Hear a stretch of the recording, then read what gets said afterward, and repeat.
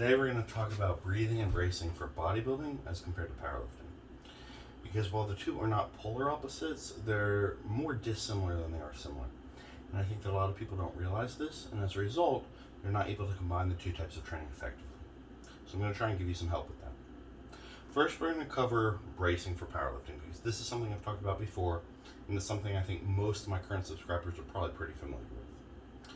So when you're bracing for powerlifting, the goal is to create a neutral spine position so that you're better able to transfer energy from the floor to the bar, and you're able to protect yourself by creating intra-abdominal pressure so that you're less likely to put yourself in a vulnerable position, especially with regard to your lower back.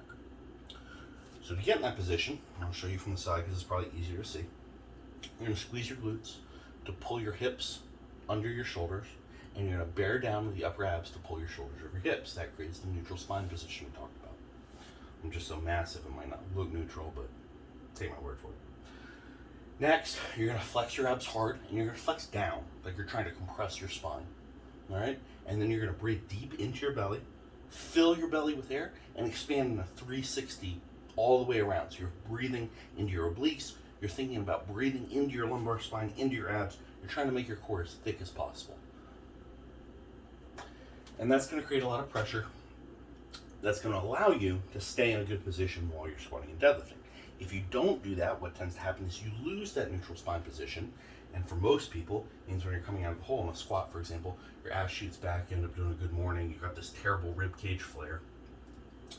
And it's just generally a bad look. Now, rib cage flare is something that's very important because that, to me, is the main area where bodybuilding and powerlifting differ. That's only because of how it works in my head, but I do want to explain it. When your rib cage flares, right, you're kind of opening up that chest, kind of giving you that muscle beach look, right, where your chest is real big and high. The problem with this is that you're stretching the abs out. It's basically impossible to brace from this position, right? Because remember, I want to get my abs, I want to compress that spine as much as possible. Not actually compressing the spine, but you get the idea. The way I control the ribcage flare is by using the serratus, the muscles that kind of run along the ribcage. I use these muscles to pull the ribcage down, right? So that my shoulders are over my hips, remember? And then I'm avoiding that flared position. If you have the ability to contract your serratus, it's almost impossible to flare your ribs. Now, this is important because in bodybuilding, you want to flare the ribs. Remember, I just talked about that muscle beach position. For the most part, you're not trying to balance the load effectively, right? In bodybuilding, what you're trying to do is create the illusion of a narrower waist and a bigger upper body. So to do that, you don't want a neutral spine position. You don't want, your ribcage down. Instead, you want your ribcage up. It's going to make you look bigger and taller, and you're going to push your hips back, right? So you lose the neutral spine position, you go into pelvic tilt, but from the front, it makes your waist appear smaller. Okay? Now, to do that, it's almost the polar opposite of the bracing that we just talked about.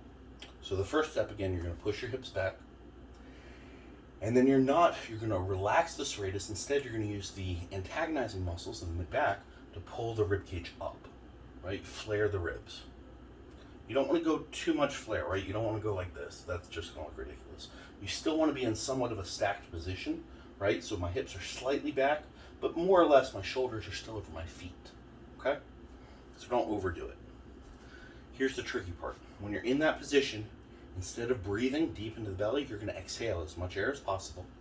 And instead of flexing the abs, you're going to use the transverse abdominis to pull the abdominal wall in. All right? This is going to create, again, the illusion of a narrower waist. So here's what it looks like from the side. I'm going to breathe all my air out.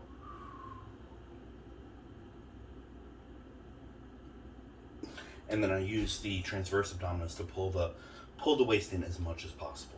This is a very difficult skill for me because I'm so used to bodybuilding, so used to powerlifting, that I almost have to undo all those years of practicing bracing in order to get into that position. In my opinion, this is why there's so few crossovers now between powerlifting and bodybuilding.